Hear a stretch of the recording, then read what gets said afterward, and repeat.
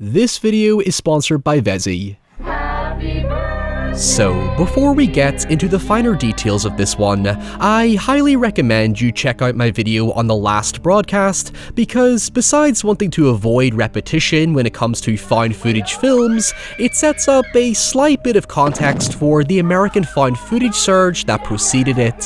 1989's the McPherson tape, originally known simply as UFO Abduction, is a bit of an enigma when it comes to the history of American found footage films. For one, the McPherson tape isn't technically the correct title, despite the American Genre Film Archive re-releasing it as such. That title is more appropriately associated with the 1998 televised mockumentary remake by its creator Dean Alioto, who changed the surname of the protagonists from Van Hess to McPherson, so hopefully that addresses the possible confusion any OGs who remember its initial broadcast might tell me in the comments below. I could still be totally wrong on that one. Anyway, for the sake of consistency, the McPherson tape is a raw home video from 1983, released by the US government following the termination of their UFO investigation program Project Blue Book, that depicts a family's birthday celebrations when they're suddenly terrorized and seemingly abducted by what appear to be aliens. They're looking at us. Get the f*** out of here. Oh, It sounds comically terrible, and it kinda is, but for 1989, the found footage genre had yet to be established as such, as it wasn't until 10 years later that the Blair Witch Project came along to prove itself to be a viable mainstream format. So, as you can imagine, a lot of people thought this shit was real.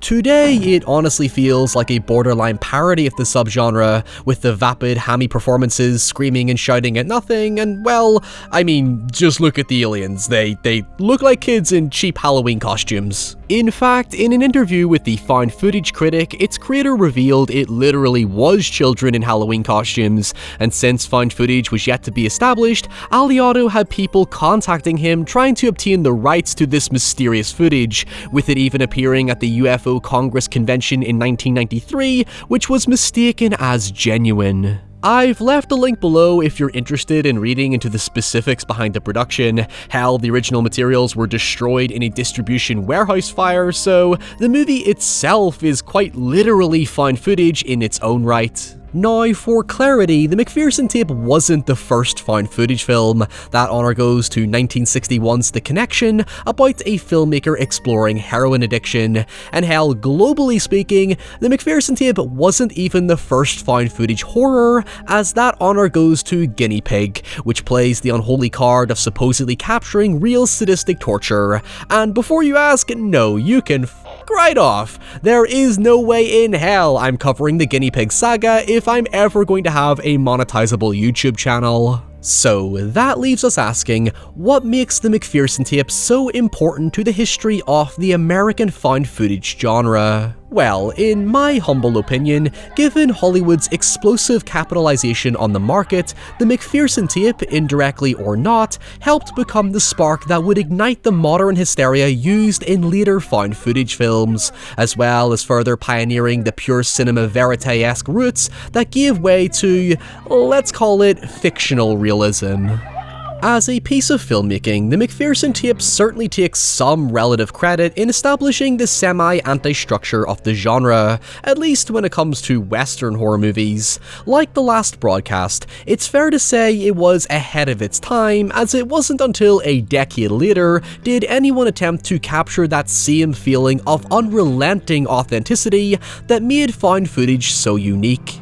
If you thought the Blair Witch Project was a bore or a narratively pointless endeavor, well, the McPherson tape amplifies that rawness and inconsequentiality to the very extreme. Shot on a cheap low-grade camera, which I imagine was still expensive for its day, the McPherson tape is only around an hour long, and takes place almost entirely in real time, if indeed it has a very loose 3-act structure to give it some coherent direction.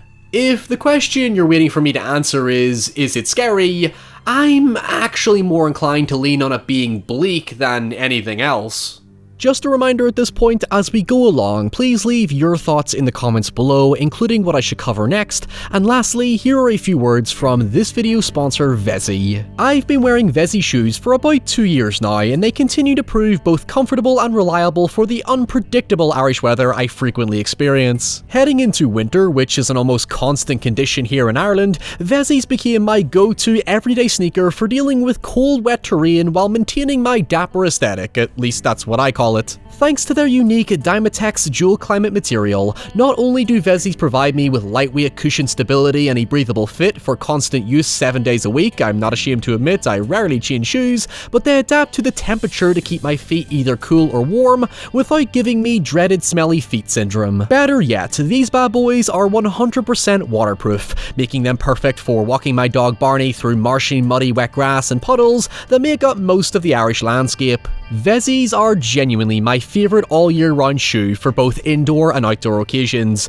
so to get a pair for yourself or someone you love this Christmas, Vessi are giving away a pair of socks off your choice to the first 100 shoes sold using my code SOCKSRyan. Check out their early Black Friday sale at vessi.com/Ryan and get your style and shoe now before they sell out, and let me know which pair you get.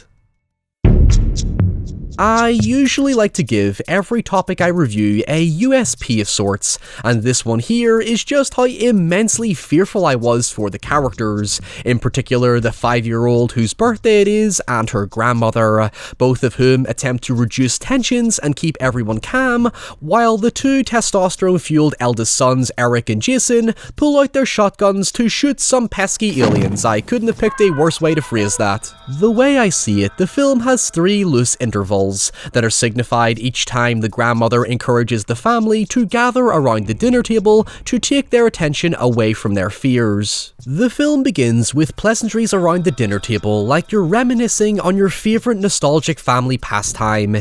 In a symbolic way, the family dinner table becomes this beacon of togetherness, love and protection, so to have it be the go-to break between the chaos adds a sincere emotional layer to proceedings, at least for me, as someone who grew up in a small house in the middle of nowhere surrounded by the abyss of darkness this time of year. It's just that wholesome image of a peaceful, happy family sharing in the warmth and love of their evening that makes the foreboding sense of helplessness much more powerful. The thing is, it's not entirely clear what the hell is going on. It got me thinking that the cheap look of the aliens was possibly a deliberate attempt to play up the nature of hoax videos that rose in prominence during the US UFO craze at the time. You could make the argument it's almost referencing the Patterson-Gimlin video from 1967, which allegedly depicted real evidence of Bigfoot, which was likely just someone in a costume. If that's the case, the artifice of the film is more than justified, but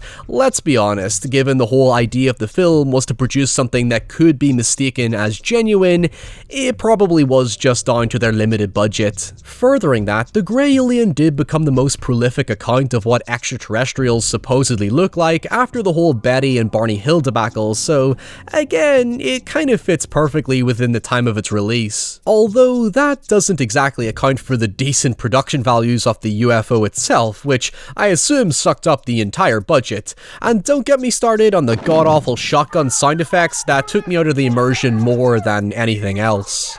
Anyway, whether or not the true intent was to be a convincing film or to be an imitation of the UFO zeitgeist of the time, the film works best because of its intimate claustrophobic atmosphere.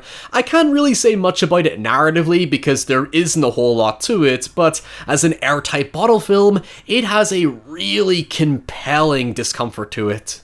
Early in the film, the power is cut, leading to low-key, intimate lighting that emotionally brings the scared family together, while scenes of supposed sightings outside the windows never show us anything, creating the vibe of staring into the abyss long enough for it to stare back at you. I don't know about you, but having characters scream at something I cannot see around me builds overwhelming anxiety. Of course, it can be very frustrating and disorientating, but if you're like me and have a bit of a sweet spot for found footage films, I quite like the detail of making it as uncinematic as possible because it reminded me so much of a very old VHS home video our family used to have. The camera operator Michael only ever focuses on the happenings when he's not under threat. When emotions are heightened and danger is afoot, he almost forgets he's holding the camera, adding a sense of believability as to why he's still filming everything despite the danger. There are attempts made to rationalize the situation and de-escalate the tensions,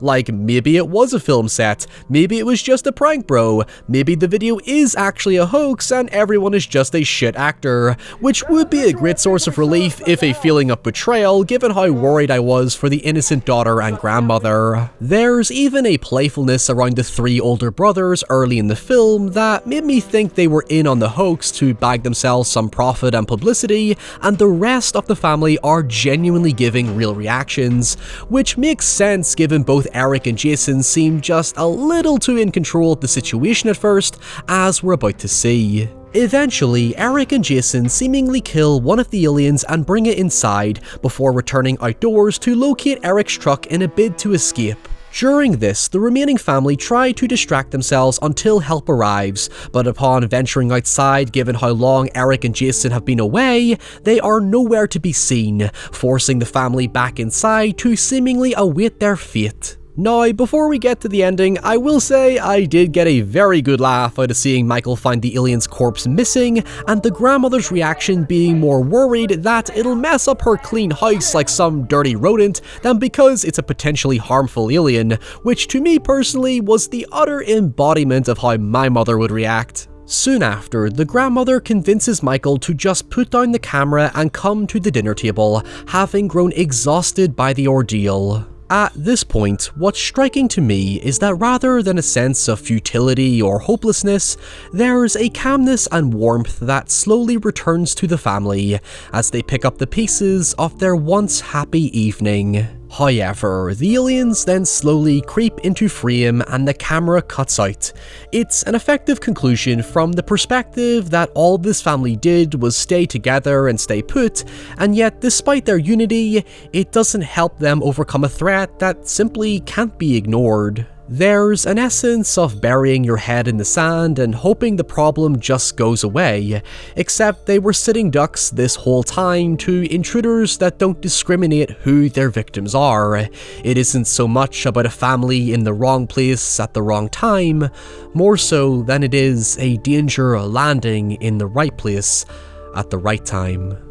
And there we have it, the McPherson tape. The reason I didn't talk about the 1998 remake is because it's practically the same film, but with a bigger budget and better production values. I think focusing squarely on the original allows us to appreciate the early grassroots of the found footage genre. So until next time, stay safe, stay away from dodgy looking aliens, and I'll see you all very soon.